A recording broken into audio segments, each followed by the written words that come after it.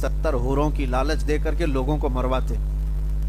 और कई लोग ये सवाल करते हैं 70 हूरें चाहिए, 72 हूरें चाहिए, ये मजाक उड़ाते हैं, मजाक उड़ाते हैं। मैं उनसे कहता हूं शहीद होने पर यकीनन अजर है और वादा है अल्लाह का। 70 क्या, वो चाहे 700 हूरें अता फरमाए।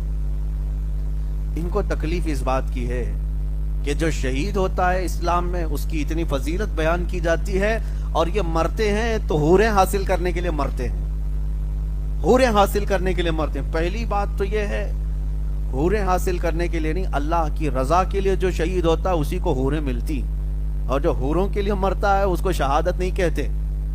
शहादत नहीं, अल्लाह की रजा के लिए जो शहीद हुआ उसे हूरें मिल जाती हैं, अलग बात है। लेकिन हूरों के लिए जो मरता है वो लंगूर है। हाँ, जो सिर्फ और सिर्फ लड़कियों के लिए मर गया हो, मजाजी इश्क के लिए मर गया हो, वो नहीं है। शहीद का दर्जा अलग है। अब एक मैं आपको बात बता दूं, इनको यकीन भी नहीं होता और कई तरह के एतराजात भी करते हैं कि ये हूरों का बयान कहां से आ गया आपके अंदर। हालांकि कल भी मैंने बताया था, न छेड़ो उदास्तां वरना इधर उधर की बात निकल जाएगी। न तुम सदमे हमें देते, न हम फरियाद यूं करते, न खुलते राज सरबस्ता, न यूं रुसवाइयां होती। अप्सराओं का जिक्र कहां आया है मैं आपको बताऊं। बहुत सारी अप्सराएं महाभारत में हैं, गीता में हैं, रामायण में हैं, अप्सराएं मिलेंगी। अप्सरा, हमने पूछा ये क्या है, हूर के बदल में वहां अप्सरा है। बहरहाल किसी को तकलीफ है हूरों के सिलसिले में और शहीद के मामले में, आपको तकलीफ है मत लो हूर, जिनको मिल रही है उनको लेने दो। बात सिंपल सी है।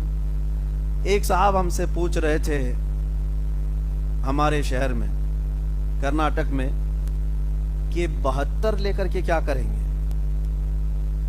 आपको इतनी सारी हूरें देने की लालच क्यों दी गई है। मैंने कहा यह भी कम है, जन्नती मर्द की ताकत 100 मर्दों से ज्यादा होती है।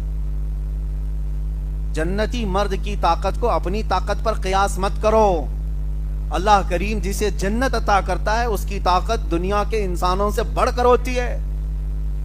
और अगर अल्लाह करीम अपने रहमत से उसे हूरें अता फरमाता है तो ये उसका फजल है, उसका इनाम है, और ये शहीदों के लिए वादा है, शहीदों के लिए वादा है। मेरे अजीजों, इस तरह की बहुत सारी बातें आज फैलाई जा रही हैं और उसका मजाक उड़ाया जा रहा है। शहादत का मजाक उड़ाया जाता है, जन्नत में जाने के बाद हूरें मिलने का मजाक उड़ाया जाता है, जबकि ये हमारे दीन के हिस्सों में से है। यही बात अगर कोई दूसरे धर्म के मुतालिक कहे तो वो आतंकवादी है।